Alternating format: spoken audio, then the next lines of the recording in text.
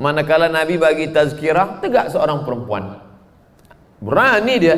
Di depan Nabi dia berkata, apa kata dia? Inni wahabtu laka nafsi. Inni aku wahabtu laka. Aku berikan diriku untuk engkau ya Rasulullah. Nabi diam. No comment. Lama dia tegak. Nabi tak ada cakap apa-apa. Tegak seorang lelaki. Ya Rasulullah, bila engkau tak mau, bagi aku sajalah.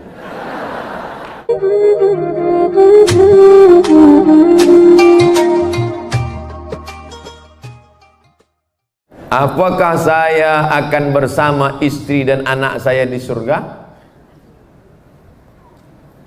Seorang berkulit hitam memeluk Nabi.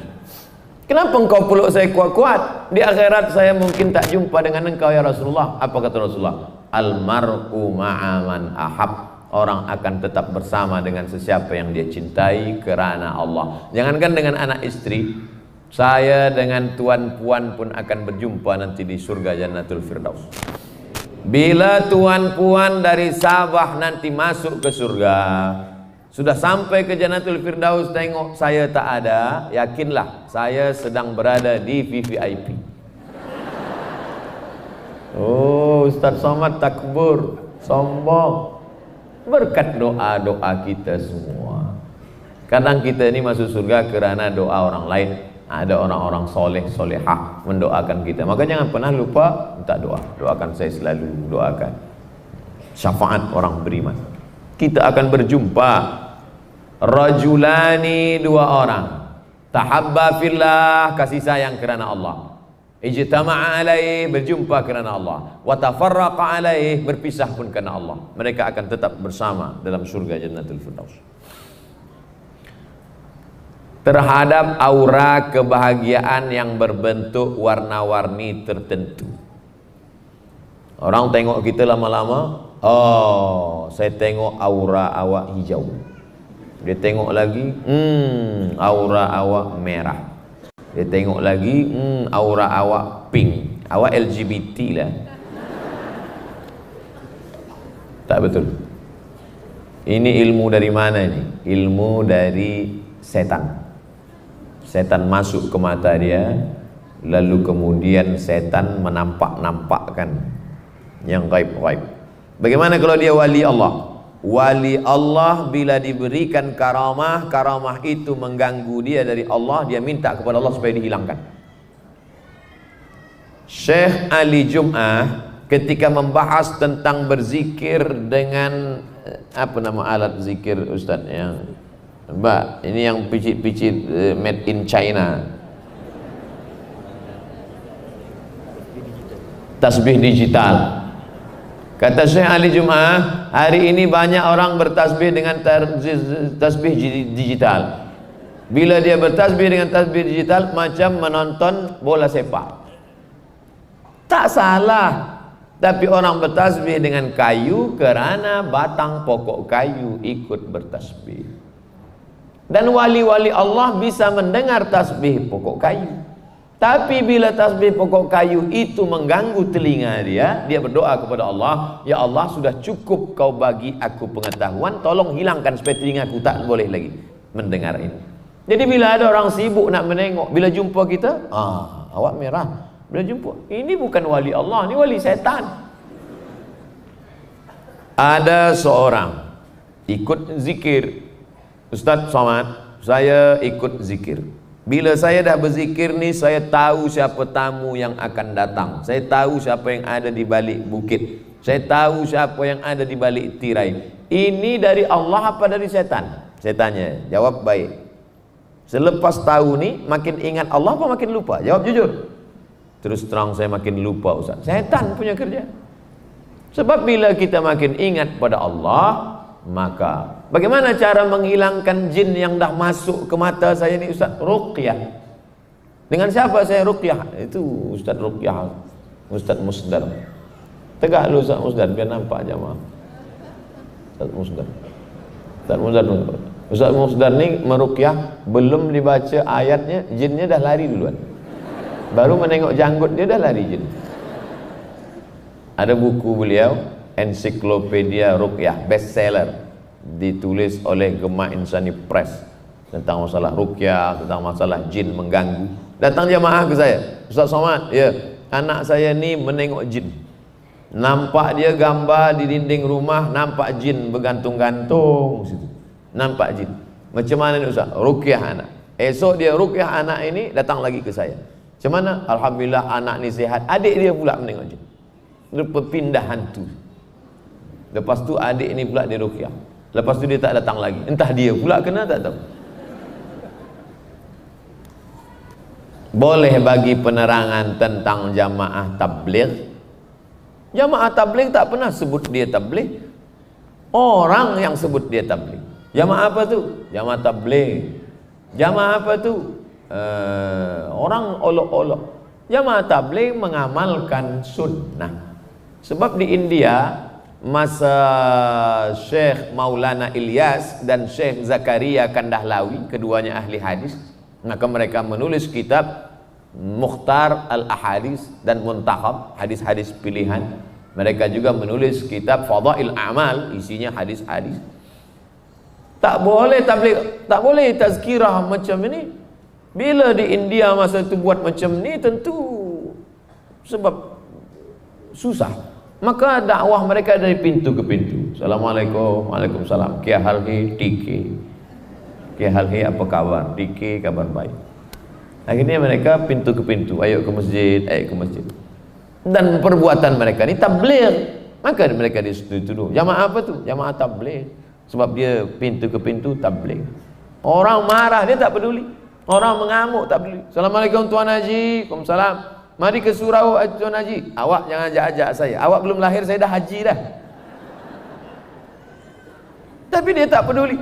Mereka inilah yang sebenarnya berdakwah. Sebab makna dakwah itu mengajak orang tak sembayang pada sembayang, mengajak orang tak ke surau jadi ke surau, mengajak orang tak ada hidayah jadi hidayah. Ud'u ila sabili rabbik. Abdul Somad tidak berdakwah. Abdul Somad tazkirah pada orang yang dah baik-baik. Selepas jamaah tabligh tadi mengajak ke surau, dah ramai, barulah EJK panggil. Mari kita dengar ulama tersohor Nusantara fi dunia wal akhirah, Abdul Somad LCMA. Abdul Somad tak ada tantangan. Abdul Somad tazkirah pada orang baik-baik. Jamaah tabligh inilah yang masuk hutan keluar hutan ke rumah-rumah orang yang tak sembahyang, yang pergi sampai ke kutub. Sampai ke kutub. Ada dulu sahabat kami orang jamaah tabligh tazkirah sampai tak ada lagi kereta, anjing menarik di kutub menyampaikan dakwah-dakwah Islam. Kalau tak ada jamaah tabligh ni, mungkin Islam tak sampai ke hutan-hutan, ke kampung-kampung. Abdul Somad naik pesawat sampai Sabah, jumpa orang-orang besar, habis itu balik. Mereka yang masuk ke dalam. Jadi siapa yang menyesatkan jamaah tabligh, dia yang sesat. Selalu saya terlepas waktu solat, disebabkan tempat bertugas kadang-kadang tiada tempat yang sesuai untuk solat. Oleh sebab itu saya terpaksa qada. Bagaimana? Cari tempat kerja lain. Untuk apa duit banyak tapi tak boleh solat?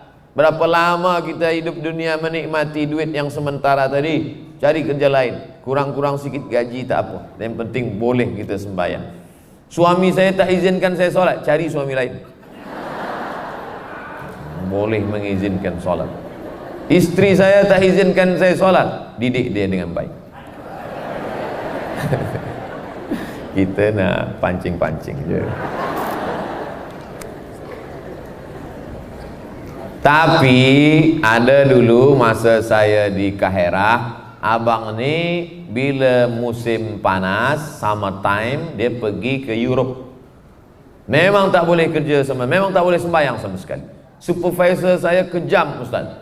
Maka kami sembahyang campur semua, subuh, zuhur, asar, maghrib, isya. Kenapa macam tu? Kalau tak macam tu tak sembahyang sama sekali. Memang darurat lah. Tapi masa tu dia pun sebulan 2 bulan, lepas tu dia balik lagi. Nah, adapun kita di Sabah, negeri banyak 60% Muslim, tak dapat kerja sini, cari tempat kerja lain. Jangan sampai sebab kerja melupakan ibadah kepada Allah. Sebab ini bekal yang kita bawa mati menghadap Allah SWT.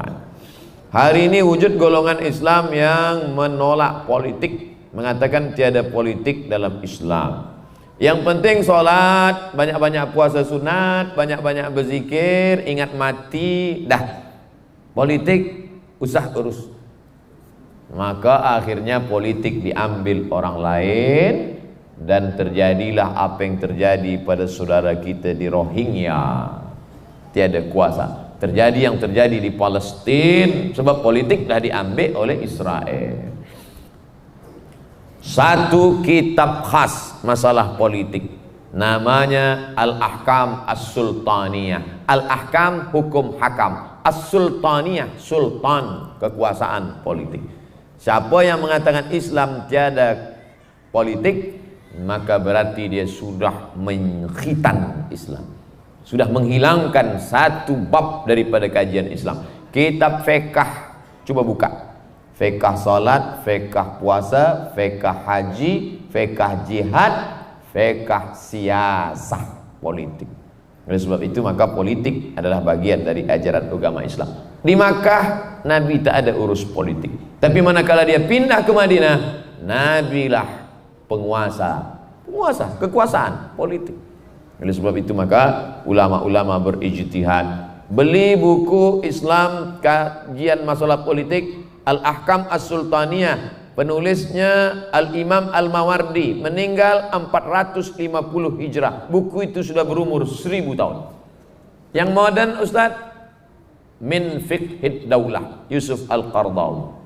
Min Fiqhid Daulah, fiqh politik. Ustaz kenapa tak masuk politik? Saya tazkirah.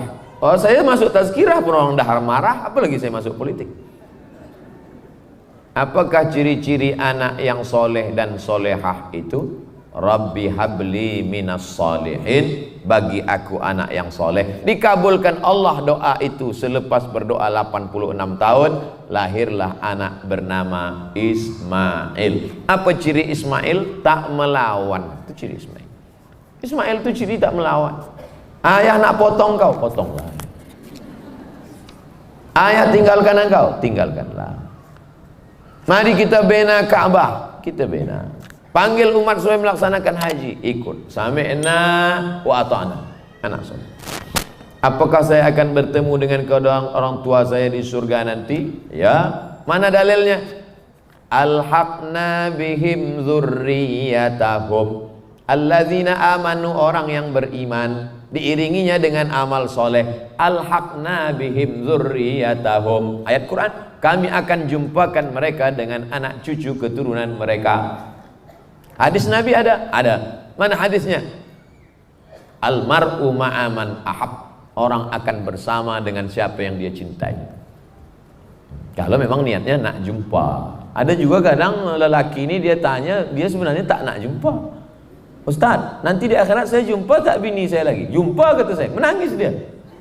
Rupanya dia tak nak jumpa lagi. Na'udzubillah. Gelak yang kuat. Didoakan Ustaz berkah umur, panjang nama. Panjang nama maknanya dikenang sepanjang zaman. Amin. Pengaruh riba dalam hidup dan ibadah. 5. 1. Alladzina yakuluna riba la yaqumuna illa kama yaqumul ladzi yatakhabbathu syaitanu minal mas. Orang yang makan riba nanti bangkit dari kubur macam bangkit orang yang diganggu syaitan. 2. Ayyuma lahmin nabata min haramin fannaru aulabi. Orang yang makan riba maka darah dagingnya tumbuh haram, dan yang haram itu makanan api neraka. 3. Sepiring gulai dari riba dimakan berubah jadi darah, darah masuk ke jantung, dari jantung naik ke otak. Nasiyatin kadzibatin khati'ah, otak menjadi hitam jahat karena makan riba. 4. Duit riba dibawa ke Makkah pergi haji. Labbaik Allahumma labbaik. Kata malaikat, la labbaik wala sa'daik. Kau tak dapat haji mabrur, zaduka haram, karena berangkat haji dengan uang riba. 5. Duit riba tadi dimakan, lidah yang memakan riba dipakai berdoa. Rabbana fil lana dzunubana wa liwalidaina.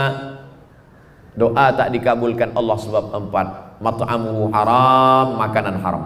Malbasuhu haram, mashrabuhu haram, minuman haram. Malbasuhu haram, pakaian haram. Wa ghudhiya bil haram, disuapkan makanan-makanan haram. Jauhkan diri anak kita daripada riba. Macam mana kita tahu dia jodoh kita? Mana kita tahu? Dulu saya belum nikah, pernah juga tanya macam ni. Saya tanya orang-orang, bang, macam mana kita tahu dia jodoh kita? Oh, bila kita tengok hati kita bergetar, itu jodoh kita. Lepas tu saya datang balik, dia tanya, macam mana? Dah nampak bergetar? Semua bergetar. Tak usah banyak-banyak berteori.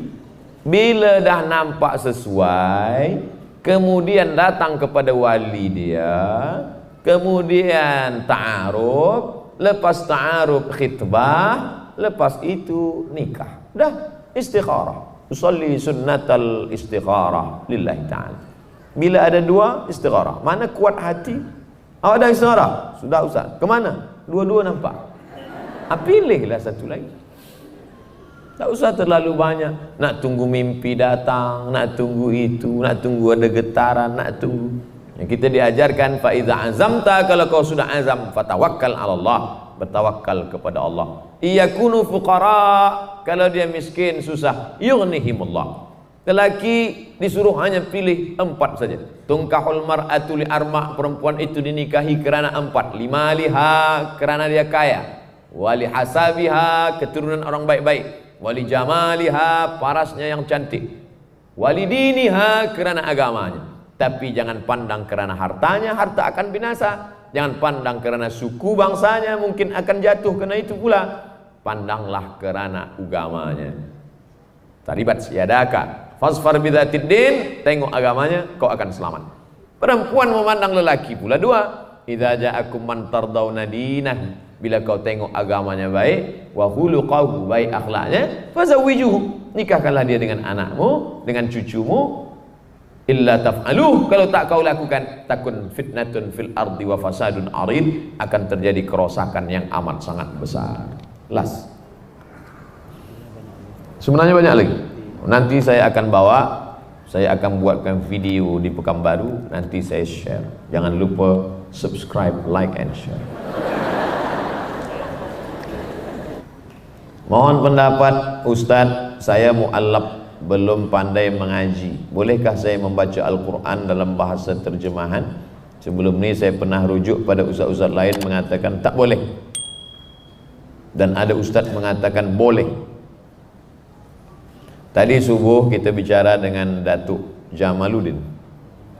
Datuk Jamal. Kata Datuk Jamal, di sini banyak mu'allaf Ustaz. Saya tanya, Datuk, ada tak mu'allaf ni bagi tazkirah? Ada, khas untuk mu'allaf. Jadi bagi mu'allaf-mu'allaf yang sudah bersyahadat, cuba gabungkan diri bersama sahabat-sahabat mu'allaf di yang ada community mu'allaf. Jadi belajar bersama. Quran ini ada 5 level. Yang pertama bukan membaca, dengar saja dulu. Dengar saja. Wa idza quri'al Quran, kalau ada orang baca Quran, fastami'u, dengar baik-baik, wa ansitu, diam. Dengar saja. Tapi jangan seumur hidup dengar. Nanti balik dari sini, semua yang dah belajar berhenti. Tok guru saya berhenti. Kenapa? Kata Ustaz Somad, dengar aja. Ini first level. Naik second, mulailah meniru. Fa, a, qa, wa, ba, ba. Lepas mendengar, mulai baca. Iqra'ul Quran, baca Al-Quran. Fa innahu ya'ti yaumal qiyamah, Quran akan datang pada hari kiamat syafi'an li ashabi, memberikan syafaat pada orang yang membacanya. La aqulu alif lam mim harf. Alif lam mim tidak terhitung satu huruf. Alif 10, lam 10, mim 10. Alif lam mim 30. Likulli harfin asyru amsalihah. Ketiga, pahami maknanya. Jangan setakat membaca saja, tapi baca terjemah. Keempat, amalkan. Seperti Aisyah radhiyallahu anha manakala ditanya, "Kaifa kana khuluqu Rasulillah sallallahu alaihi wasallam?" Bagaimana akhlak Nabi Muhammad? Apa jawab Aisyah? Kana khuluquhul Quran. Dia Quran berjalan di atas muka bumi. Kelima, ajarkan. Yang dah pandai ada murid. Ustaz Somad, murid saya 2,5. Macam mana murid awak 2,5? Anak saya 2. Bila habis sembahyang subuh, dia balik ke rumah, dia panggil anak dia 2, dengarkan ayah ni kau baca. Yang setengah siapa? Bini saya mendengar sambil masak. Engkau dengar? Ya. 2,5 murid dia. Saya jumpa dengan orang. Jangan pernah putus asa. Nanti anak kita pula akan mengajar kepada anak dia akan mengajar kepada cucu, meneruskan yang dulu-dulu. Bukan berarti ulama, tuan syekh, ulama besar, bukan. Hanya mengajarkan alif bata, menunjukkan doa tidur bismika Allahumma ahya wa amut, menunjukkan kaki kiri masuk toilet Allahumma inni a'udzubika minal khubuthi wal khaba'ith, menunjukkan ini idgham, ini ikhfa, ini qalqalah. Maka kita sudah mengajar 5 proses interaksi dengan Al-Quran. Pertanyaan saya berkenaan hantaran kawin zaman sekarang, mengikuti status pembelajaran seperti SPM dan seterusnya. Persoalan saya adalah salah memberi hantaran mengikut pembelajaran. Apakah hukum kalau tak memberi hantaran? Tolong bezakan antara adat istiadat dengan syariat Islam. Ada beberapa suku di Indonesia, bila nak nikah mesti ada mas secuci tangan. Emasnya mesti penuh cuci tangan. Bila nak nikah mesti ada sebaris kebun kelapa. Kalau pendek tak apa, sejauh mata memandang. Jadi ada beberapa suku. Jadi sebenarnya kita tak salahkan nenek moyang kita yang buat ini, sebab mereka buat ini pun niat mereka baik supaya rumah tangga mereka ini nanti secara ekonomik dia mandiri. Itu sebenarnya supaya dia tak susah. Jadi puan yang punya anak gadis, datang pemuda meminang, maka musyawarah, wa amruhum syura bainahum, musyawarah. Pemuda, kami tahu kau tak ada, kami sediakan. Tapi kau jaga budak ni. Kalau tak, awas. Jaga, musyawarah untuk menetapkan ini. Jangan dibebankan pada dia semuanya. Karena kalau dibebankan, nanti dia tidak akan. Nanti dia berpantun pula. Tanam pinang rapat-rapat agar pungguk tak dapat lari. Sudah ku pinang tak dapat-dapat, ku pujuk-pujuk, ku bawa lari. Na'udzubillah. Oleh sebab itu maka musyawarahkan dengan baik. Adapun zaman Nabi SAW, mahar itu amat sangat murah. Manakala Nabi bagi tazkirah, tegak seorang perempuan, berani dia di depan Nabi, dia berkata, apa kata dia? Inni wahabtu laka nafsi. Inni, aku, wahabtu laka, aku berikan diriku untuk engkau ya Rasulullah. Nabi diam, no comment. Lama dia tegak, Nabi tak ada cakap apa-apa, tegak seorang lelaki, ya Rasulullah, bila engkau tak mau, bagi aku sajalah. Nabi tanya, engkau ada uang untuk mahar dia? Tak ada. Iltamis, cari ke rumah, walau khataman min hadirin, walaupun cincin dari besi, bukan perak. Perak masih mahal, besi.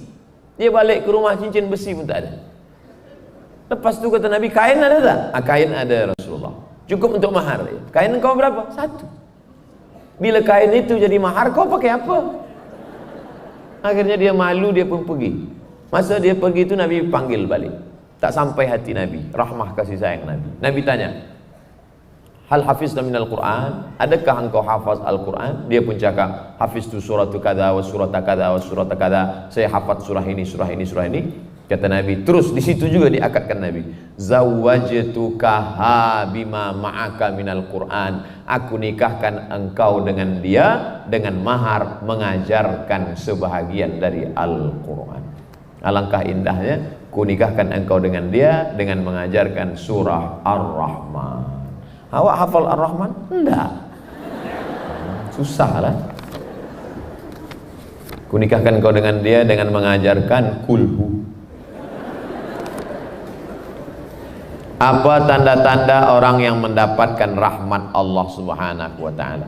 Rahmat tak boleh diukur dengan face wajah, tak boleh diukur dengan bentuk fisik. Rahmat ada perubahan dalam diri. Dulu sebelum ada rahmat bakhil, setelah ada rahmat sahak dermawan. Dulu sebelum ada rahmat cakap kasar, selepas ada rahmat lembut. Dulu sebelum ada rahmat marah, selepas ada rahmat mudah menangis, meneteskan air mata. Dan kita banyak berjumpa dengan orang ini. Selepas diturunkan Allah rahmat, maka kita doakan supaya orang-orang yang belum mendapatkan rahmat Allah dicurahkan Allah rahmat ke dalam hatinya, insyaallah. Amin ya rabbal alamin.